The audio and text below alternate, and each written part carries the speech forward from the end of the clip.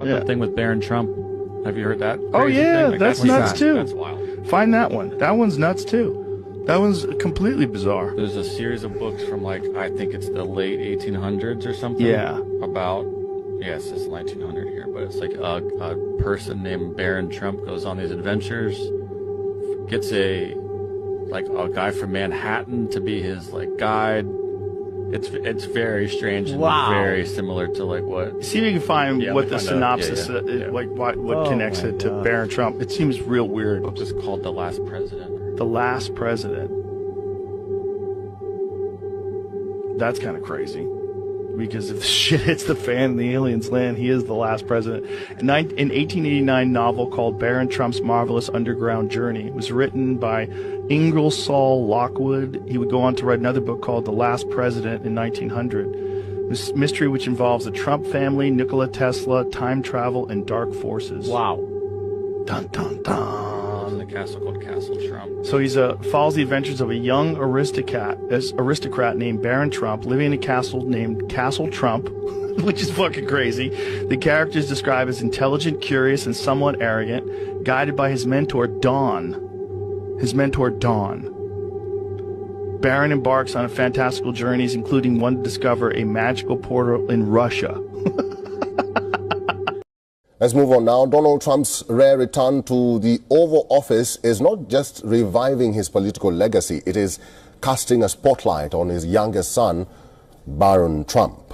It claims to show a screenshot of a 2002 episode of The Simpsons that eerily mirrors real-life events. It shows Donald Trump touching a glowing orb with two Middle Eastern-looking men.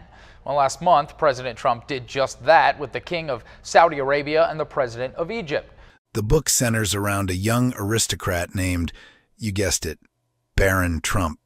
He's a bit of a privileged kid living in Castle Trump, a place that's, let's say, more than a little fancy. Barron, however, isn't satisfied with his luxurious lifestyle. No, this kid's got the itch for adventure, and he decides to embark on a journey that takes him deep underground to a world filled with strange creatures and alternate realities. Now, here's where things get really interesting. Barron is guided by his mentor, a wise and mysterious character named Don. I know you're all thinking it. This can't be a coincidence, right? I mean, Don guiding a young Barron Trump through unknown lands? It's as if Lockwood pulled these names right out of a future history book. But back in the 1890s, nobody would have batted an eye at this.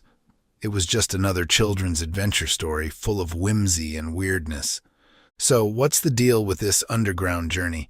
It's not just a trip to see funky creatures and bizarre landscapes. Barron Trump's journey is often seen as an allegory for exploring uncharted territories of the mind and spirit. He ventures into the unknown, guided by an older, wiser mentor, kind of like the classic hero's journey you see in so many myths and legends. But here's the thing. Lockwood's descriptions of Barron Trump's journey are filled with strange, almost prophetic elements. For example, Barron travels to the center of the earth, where he encounters advanced civilizations and beings who live outside the realm of normal time. Is this just pure fantasy? Or could it be a metaphor for something deeper? Something like, I don't know, hidden truths or suppressed knowledge. Think about it for a second. Underground, unknown realms, hidden societies. I don't know about you, but that sounds a lot like the kind of conspiracy fodder we see today.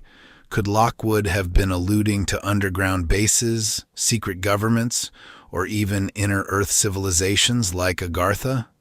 Sure, it sounds wild, but we've seen crazier theories out there, and some of them have turned out to hold water. Another weird twist? Some readers have pointed out that Barron's underground journey could be seen as a metaphor for exploring deep, hidden state secrets or even cryptic governmental projects. You know, those things they don't want us to know about. And with a guide named Don leading him, well, I'll leave that up to you to interpret. Maybe Barron is a stand-in for younger generations, searching for answers in a world guided by older mysterious powers. But we can't ignore the obvious parallel. This story of Barron Trump is a tale of a boy led on a grand, otherworldly adventure, much like today's Barron Trump being thrust into the public eye as the son of one of the most polarizing figures in modern history. And then there's the time aspect.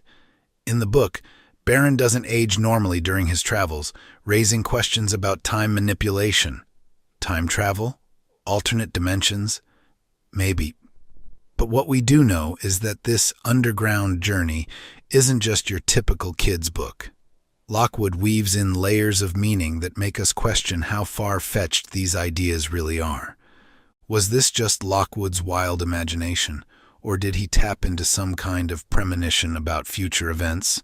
After all, the Trump name didn't mean anything back in 1893, but today, it's one of the most recognized and controversial names in the world. So, is this just a case of life imitating art? Or did Ingersoll Lockwood somehow foresee the rise of the Trump family? Was Barron Trump's marvelous underground journey a veiled allegory for future political and social movements? Or are we reading too much into a dusty old children's book? IngersollLockwood.com. Okay, the namesake, Ingersoll Lockwood, right? Yeah. Was an author that lived in the early 1900s, and he wrote a book called The Last President, which basically described Trump's presidency.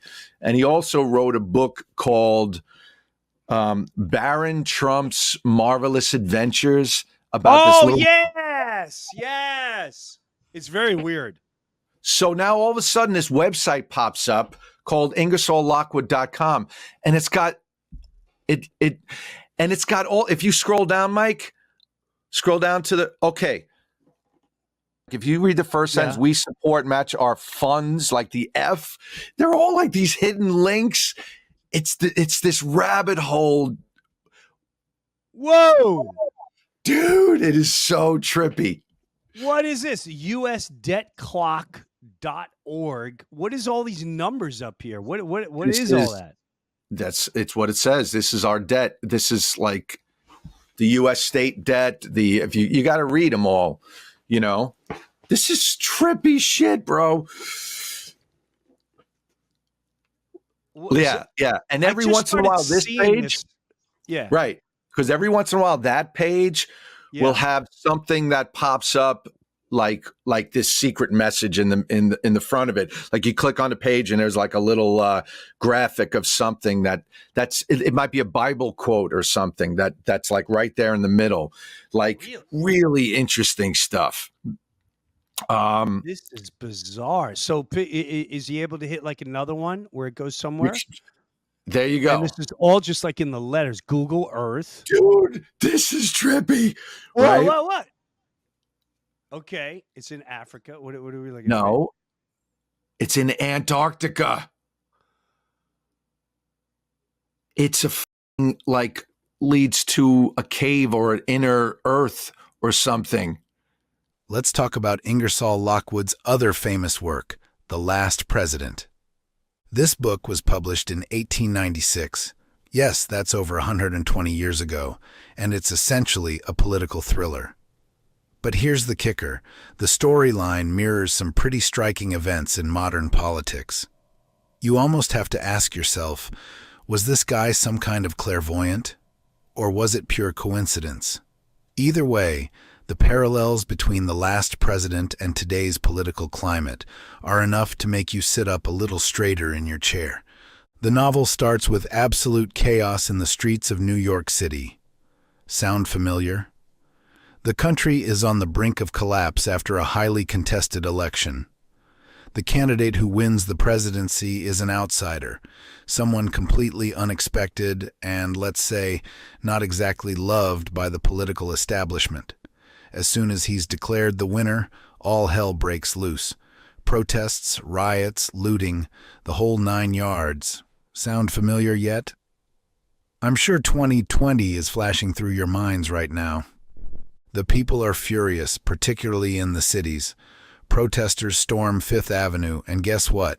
They march straight to, wait for it, the Trump Hotel.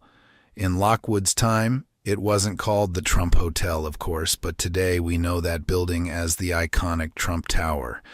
And that's just one of the many coincidences that make this book feel like a plot ripped straight from today's headlines. So let's talk about this president in Lockwood's novel. He's not a career politician.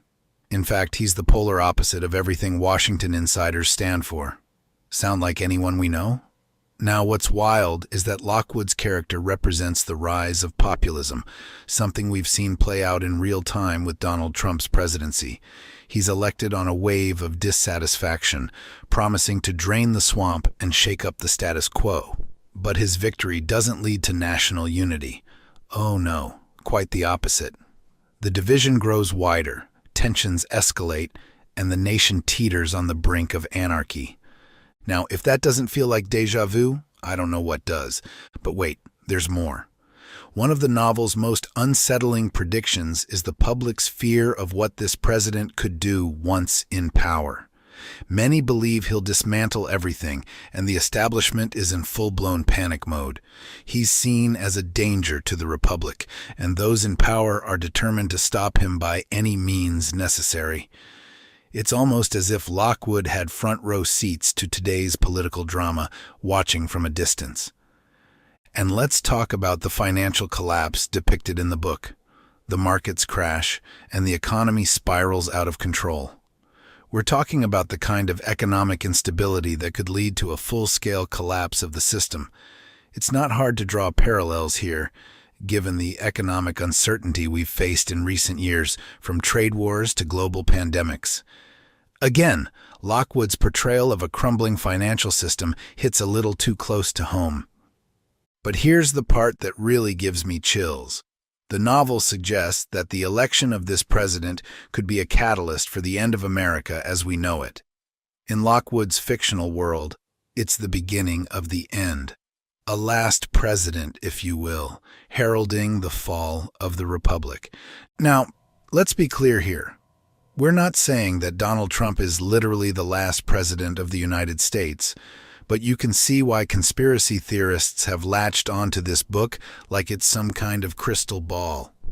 They see it as a prophetic warning, and whether or not you buy into that, you've got to admit, it's a bit eerie, isn't it? Let's take a step back for a second and think about what Lockwood was really trying to say. Was he just a guy ahead of his time, predicting the political and social fractures that would eventually appear in America? Or was this book an elaborate piece of satire aimed at mocking the political system of his own era? After all, the late 19th century wasn't exactly a time of political calm. Corruption, scandals, and the rise of populist movements were just as relevant back then as they are now. But here's the thing. When you start to pile up the similarities between the last president and our world today, it becomes harder and harder to dismiss this as simple coincidence. I mean, we've got protests, political outsiders, civil unrest, economic instability. It's like Lockwood took today's headlines and dressed them up in 19th century clothes. So, what do we do with this? Was Lockwood trying to warn us about the dangers of populism and political division, or was he simply writing a fantastical story that just happened to predict some of the craziest moments in modern American history? You decide. But one thing's for sure. Lockwood's The Last President reads less like a novel and more like a script for our daily news coverage.